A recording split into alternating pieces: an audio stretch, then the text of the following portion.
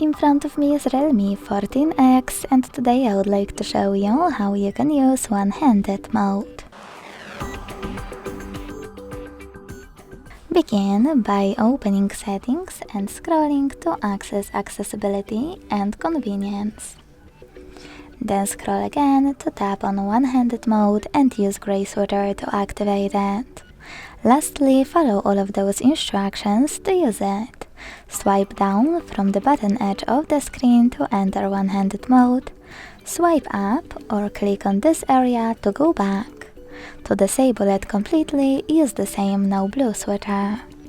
Thanks so much for watching. If you enjoyed this video, smash that like button, comment and subscribe. Bye!